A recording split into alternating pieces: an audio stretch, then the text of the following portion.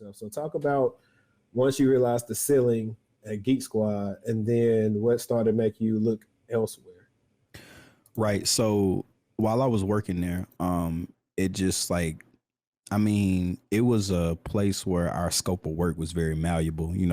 They changed it constantly, and it was frustrating because they will always tell you, oh, this is for the better, and what was the word, accept challenge and change. That was one of the big things in like their, like, I guess, mission statement. I forget, it's been a year since I worked there, but our companies had those mission statements, and it's like, oh, sip the Kool-Aid and everything's gonna be okay, type thing. And so accept challenge and change is one of those things. And I mean, you should accept challenge and change, but they used to manipulate it in a way. It's like, we're gonna mess you over and change your scope of work and blah blah blah blah blah. But just accept this, and we're gonna get better from it, type thing. So that was becoming really frustrating to me. And then I started to see the ceiling because I was applying for promotions, and then starting to realize that like my position that I was in wasn't really like poised to be in a management position throughout the company. Like it wasn't like a plug in fit everywhere in their eyes. And so that kind of made me realize, I was like, I need to start like evaluating my options. And it just kind of hit me. Like I said, I was already interested in computers, and so I had a good friend of mine, Jessica. She came in and told me, and she said, basically you're already interested in this stuff. Why don't you go back to school for it? And I said, you know what? I said, I'm gonna look into that. And, when I was at Tech, I wasn't passionate about, kinesiology at all. I messed around. Henri can tell you that. But now, and I haven't really told anybody this except for my close friends, but now, I'm actually a semester away from graduating with my associates in computer network technology. So that's been something I've been pursuing, and, I want to use that and continue to grow in that career field and in that space.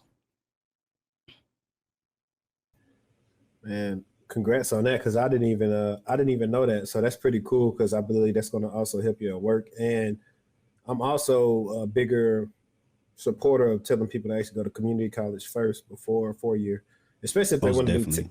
if they want to go to tech route, because they offer like more certs and stuff like that in the community route instead of 4 years. Right, and that's something that Harold can speak to too, for those of y'all that are watching, because Harold actually, while I was in the military, Harold actually went to a community college for a year to kind of get his feet wet first. So don't be scared to take that step either. There's really like, it's crazy because like people, I think like people older than us kind of were at fault of telling us that there was some like strict path to success. Like graduate from high school, go to school again, graduate from there, get a good job. And it's like, it always doesn't work like that for everybody. And, so it's good to kind of carve out your own path and talk to people that kind of like took alternate routes, so you can pick and choose what may be best for you. And you see they were successful. So, that worked for them, so you can make it work for yourself. Definitely. Yeah. I mean, I saw something interesting. I don't know if it was on Twitter or LinkedIn, but tech is really more so like not the school, but like the technology, whatever you do in technology. A lot of these jobs are really more like trades instead of like having to go to school for them. And I think they need to start treating them like they are, like, basic skill, high skilled trades. Right. And because you can go do your certs, and then you hands on, and you pretty much can go work anywhere. Right. And I mean, and IT is like pretty much a trade within itself at this point. I mean, like you were saying, like how you don't need a college degree to compete, for a job now. I mean, a lot of the people that had their hands in the early development of Facebook didn't graduate from college, So, it's just like stuff like that, people should definitely like look at that and look at their options, and not just see like college as the only answer. Yeah, that's what I believe. I mean, even right now, I'm all for, if you know how to do it. I really don't care about, you got a 4.0, you got all these certs, because I've talked to people that got these certs that don't know how to do the work. Whereas if Mm-hmm. somebody who was passionate has kept their head down for like 6 months and can show me and tell me everything I need to know about something, I take that person over the other person. And I know it's not fair, because the other person spent a lot of money invested in it, but Right.